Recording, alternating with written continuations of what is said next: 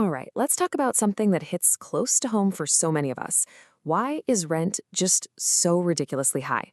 It's a question you hear everywhere, from the biggest cities to smaller towns. In this explainer, we're going to dig in and find the one core reason behind those price tags that make your jaw drop. I mean, this is the question, right? It's what keeps people up at night. You're ready to make a move. You've got a new job, you're excited for a fresh start, and then, bam, you hit this wall of unaffordability. It's so frustrating you start to wonder, is the whole system rigged against me? And you know the drill. It's the endless doom scrolling on apartment websites. It's showing up to an open house and realizing it's you and 50 other people competing for the same place. And then it's that gut punch moment when you see the price for a place that's barely bigger than a closet. It is absolutely exhausting. Let's just call it what it feels like, right? It's an unwinnable race. You're running as fast as you can, but the finish line, which is just a decent, affordable place to live, it just keeps getting moved further and further away. And here's the single most important thing I want you to take away from this. It is not just you. This isn't some kind of personal failure. If you're struggling with this, you are not alone. You're actually on the front lines of a massive systemic problem that's affecting our entire economy. You know, this quote just absolutely nails it. Think about it. Imagine your city is playing this giant game of musical chairs. Every single year, more and more people are joining the game, looking for a seat. But here's the problem. Nobody is adding more chairs. In fact, sometimes it feels like they're taking chairs away. So what happens? You get a frantic, desperate scramble for the few spots left, and the price to sit down goes through the roof. So believe it or not, this whole musical chairs nightmare, it isn't just a metaphor. It actually has a technical name. Economists call it the metropolitan housing deficit.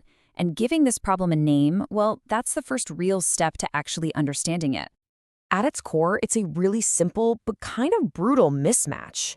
The housing deficit is just the official way of saying there's a huge gap between the number of homes we need for everyone who lives in a city and the number of homes that are actually there. It's the hard proof that we are simply not building enough places for people to live, period. So, how big is this gap we're talking about? Okay, brace yourself for this number.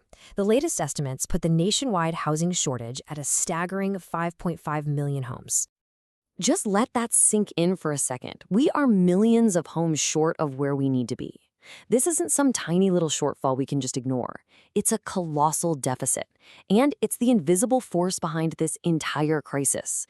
Every crazy rent payment, every bidding war for a tiny apartment, it's a symptom of this one massive number. Okay, so this leads to the most obvious question in the world, right? If we know there's this huge shortage, why on earth aren't we just building more houses? Well, as you can probably guess, it's not that simple. Let's dig into what's really getting in the way. Turns out there are three main culprits. First, you've got these really restrictive zoning laws. A lot of them basically make it illegal to build anything other than a single-family house, which kills any chance for denser, more affordable options. Second, the cost of land and the cost of skilled labor to actually build stuff have just skyrocketed. And finally, there's this absolute maze of regulations and super slow permitting processes that can add years and a ton of money to any new project. And those barriers create what you're seeing right here, this constant gap between what we say we're going to do and what actually gets done.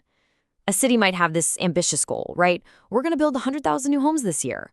But the reality? They're lucky if they even build 40,000. And this isn't a one-time slip-up. It's a pattern that repeats year after year, and the gap just keeps getting wider. So we've got the deficit, and we know why it exists. But what's the so what? What does this actually do to a city and the people in it? Because this goes way beyond being an inconvenience for renters.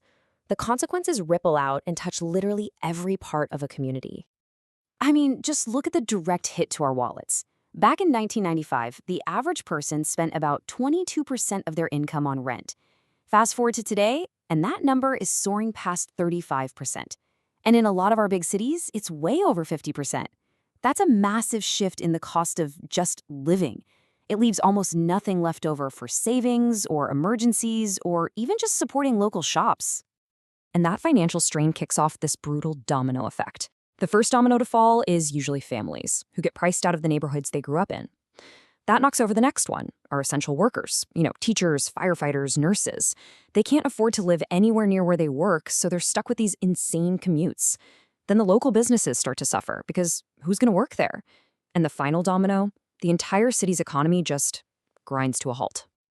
So you see, this is so much bigger than just a line item on your budget.